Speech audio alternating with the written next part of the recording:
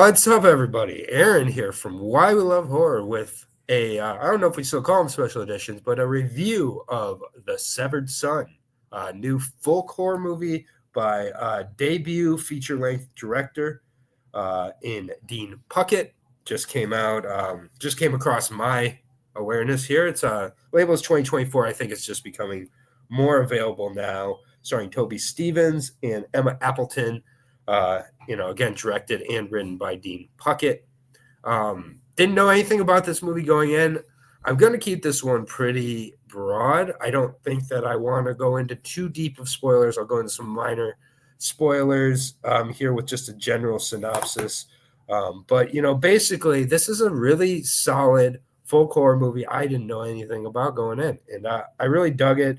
Magpie is the main character. She lives in an isolated church community ruled over by her father, named the pastor, played by Toby Stephens. Never had seen him before, or Emma Appleton, but I really was a fan of both.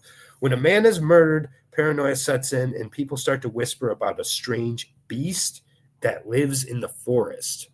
On the surface, not the most original premise. It's about a village where something is surrounding it.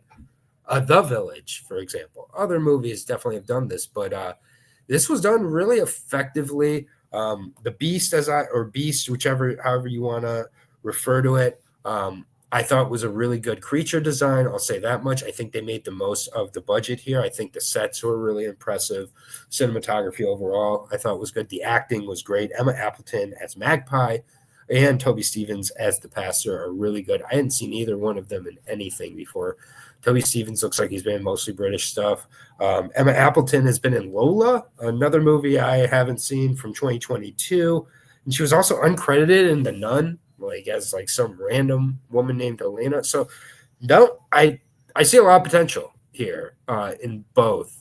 This is just a movie I think I just would like to put onto people's radars because it does avoid a lot of the pitfalls of a lot of folklore.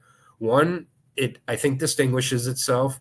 It dives into the lore and the world building while not slowing the movie to a grinding halt until it gets to it. This movie's 80 minutes, which I feel like not a lot of folk horror movies, fall in that range, but some of the best are in that kind of 80 to 100-minute range. And I just think this movie, it kind of gets started and, it doesn't, waste its time getting into the nastiness. There's some really good practical effects as well in this movie.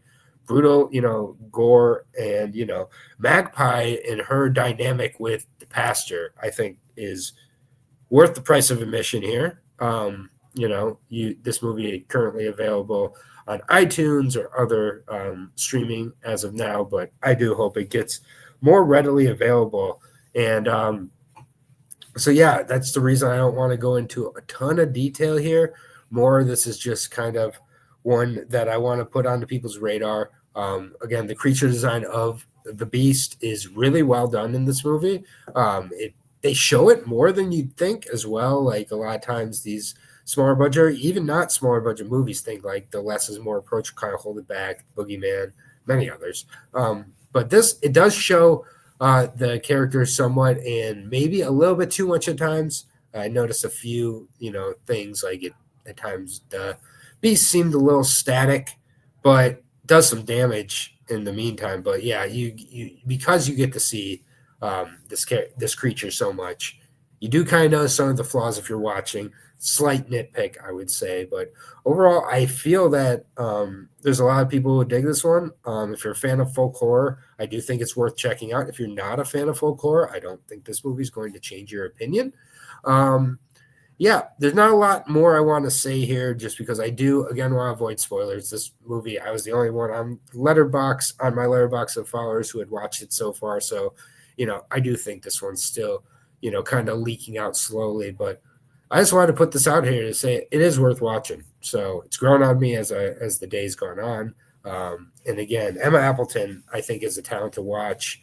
I'm going to check out Lola very soon because, Lola, again, got a lot of buzz a couple years ago. I just didn't watch it yet. So I'll check that out, see what's going on with her. But yeah, let's get to the ratings right now. All right. And for my rating, I did really like this movie, and I would be willing to revisit it at another point. Abby wanted to watch it or something like that. It's one I definitely mentioned to people I know are fans of this subgenre. It's a solid one, 3.5 out of 5. Doesn't reinvent the wheel by any means, and that's okay. Not doesn't have to. I think the performances are very good, and again, set in the world building while being 80 minutes, commendable. Keeps a really nice pace, and also is able to get some good themes across as well. But yeah, that is going to do it. Before we take off, the Letterboxd Challenge, which now has its own show on Thursday nights. Why We Love Horror Letterboxd Challenge 2025. We're currently, working our way into, some really interesting movies before the 1930s. The more I watch from that era of the 20s and earlier, the more interested I seem to get in it. I'm really excited this week.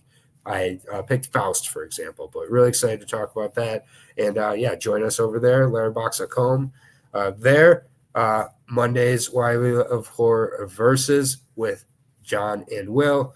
Tuesdays, Why Liv Loves Horror, our number one show on the channel, where Liv teaches us about different horror movies she's watched. Wednesdays, Aaron Unwinds, going through the Evil Bong movies, and then I'll be going through something else at another time. I will survive. Thursdays, as I said, the Why We Love Horror Letterboxd Challenge watch along show, which each week we go through the prompt for that week and go into our 3 movies in a little more detail than we were prior. Fridays, Why We Love Horror Trivia, 2 trivia, horror trivia every Friday there of some sort. So for Aaron, for Abby, for John, thank you for the support and tuning in. Like and subscribe. Share if you're interested in getting involved with trivia. Let one of us know. Leave a comment. We'll let you in. We're an inclusive community here at Why We Love Horror. Thank you, everybody. Have a good night. Peace out.